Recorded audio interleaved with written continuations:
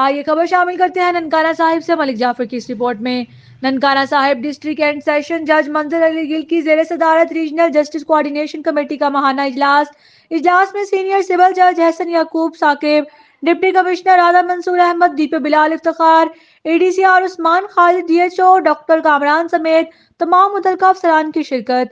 महकमा पुलिस के तफ्तीशी अफसरान को अपनी कारकर्दगी में मजीद बेहतरी लाने की हिदायत जारी। तफ्तीशी की जिम्मेदारी है कि कानून की पासदारी करे और गैर जिम्मेदारी का मुजाहरा ना करे। ओवरसीज पाकिस्तानी के मसाइल तरजीही बुनियादों पर जल्द अज जल्द हल किए जाएं।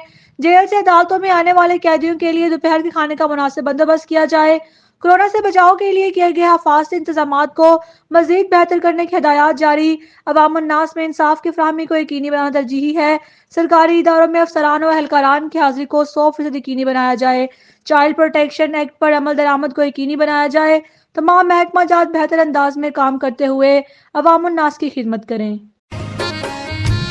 जरूरत नामा निगार रोजनामा क्राइम मेल अखबार को शहर भर से नामा निगार, क्राइम रिपोर्टर और दीगर नुमाइंदगान की जरूरत है। ख्वाहिशमंद हजरात राब्ता करें। चीफ एडिटर मोहम्मद अख्तर सहू, राब्ता नंबर 0300759920।